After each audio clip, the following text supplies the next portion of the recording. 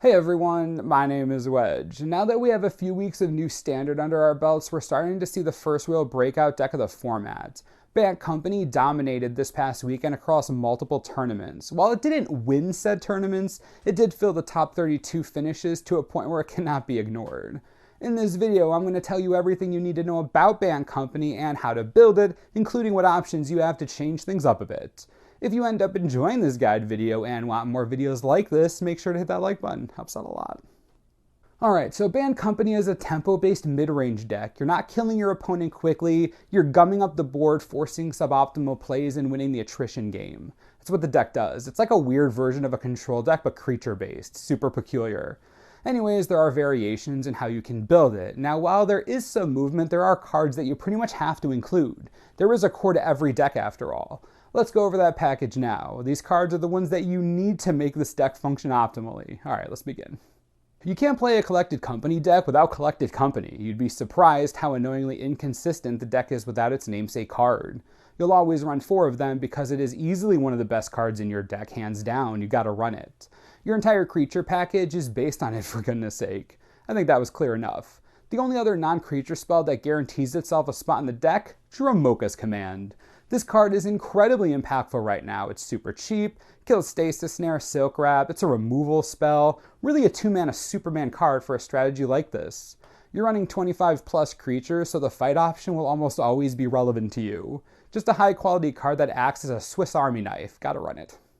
Those are actually the only non-creature spells that you really need. There's an argument for a single Ojutai's Command, maybe 2, but I don't believe it's part of the core of the deck. Good card definitely, but a card you could remove if you want to pivot the strategy a bit. The rest of the cards you need are creatures. This is going to be fun. For Reflektor Mage, this card is one of the best cards in your deck and one of the dumbest to hit new standard. Whether you hard cast it or get the trigger off of Collected Company, you're setting your opponent back a turn at least, especially if you played early game. Their inability to play at the turn after you return it, devastating, absolutely backbreaking. If you build Bant Company, no matter what your local meta looks like, for Reflektor Mage, auto-include. Other 4-ofs you absolutely need. Sylvan Advocate, Duskwatch Recruiter, Bounding Krasis. These cards all synergize with Collected Company and they all have powerful effects. The Advocate provides some serious inevitability. 2-mana 4/5s are not fun to deal with, especially when they help pump your land creatures, which we'll talk about in a bit. Duskwatch Recruiter isn't Collected Company, but you're running a creature deck with a lot of high-impact creatures. The Recruiter lets you go 3 cards deep each time, filtering whatever you don't want. It's a powerful effect. Even when it transforms, all your creature spells cost less. This thing is brutal on both sides. You need it right now.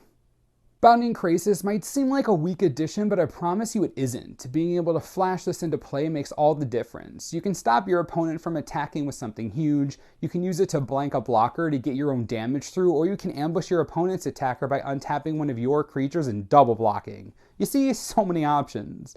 The Krasis is a powerful lizard in a world full of creature-based decks right now. Until that changes, you need the fish. That's it for guaranteed 4-ofs, but we have more staples. Archangel Avacyn is the real deal. Jig is up. She's way too powerful to ignore and has more lines of text than anything I've ever seen. She's been slowly increasing in number since New Standard started. I want to run 3 of her now. 2 used to be the industry standard, but she's a blowout so much at the time you can't ignore it. Now, I know, she's expensive. I get that. I really do, but if you watch coverage this weekend, Avacyn broke so many stalemates and provided the win condition for a game so often, you can't ignore her. You could ignore Jace a bit because he doesn't win the game on his own, mostly. But Avacyn, she train wrecks games by herself. I don't like telling you that Avacyn is a staple, but she is. She protects your creatures, board wipes everything when things get bad, and then wins the game. Sorry, can't ignore that kind of power. If you want to play Bant Company and be as competitive as possible, you're gonna need her. The last staple in the deck is Tireless Tracker. You don't want to run 4 of the tracker, I don't think, but 2 to 3 is good. Getting to investigate every time you play a land is hilarious. The incremental advantage you gain is well worth it, especially since sacrificing the tokens buffs the tracker. It makes it a serious threat.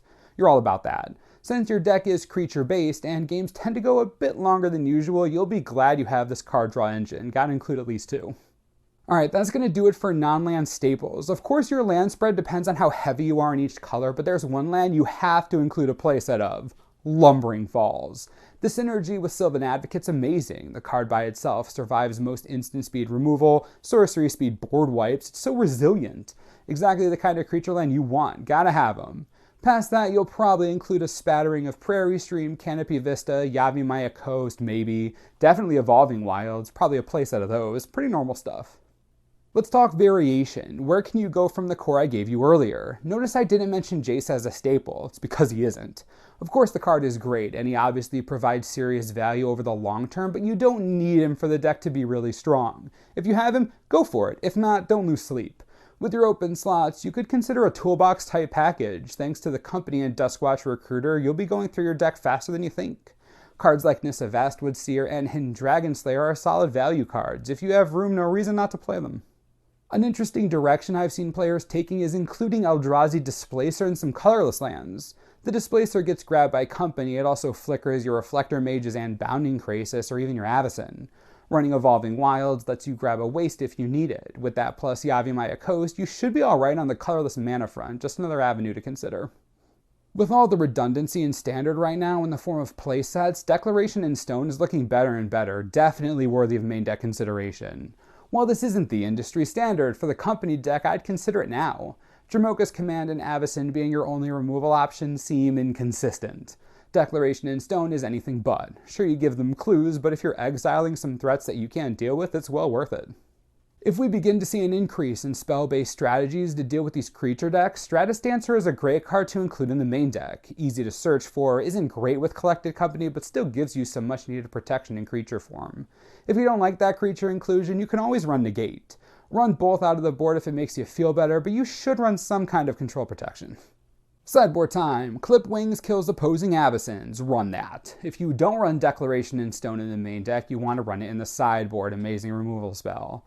Hidden Dragon Slayer is also a fun and exciting way to wreck Avacyn right in her stupid face. Lastly, Lantern Scout. Card's awesome. If you find yourself against aggressive strategies, such a blowout. The only other ally you're probably running is Sylvan Advocate, but still, definitely worth some sideboard slots. I guess all that's left is to say that you should build the deck however you want. The beauty of Collected Company is that you can put anything 3 mana or lower in there and just go nuts. Sure, being optimal is important, but if you don't care, then include anything. Go crazy, live your own dream. This video is made to show you the core of the deck if it's something you're interested in. I'm excited to hear what innovations you've come up with for Bant Company, or if you found ways to fight it. Leave all your ideas in the comments so everyone else can enjoy the knowledge. As always, subscribe for the latest and most reliable Magic the Gathering information you could ever need. This is the Mana Source. I'm Wedge. Thanks for watching. We'll see you next time. This video is brought to you in part by TCGplayer.com. Bant Company is full of awesome cards. One of them, Sylvan Advocate. Great card and fairly priced still. You can get near mint copies right now for $6 each. Pretty good considering its strength. Don't need the Advocate? No worries. Lumbering Falls right now, $2. No one seems to notice how cheap these lands are. Seriously, it's $2. If you need them, you better buy them now. It's crazy cheap.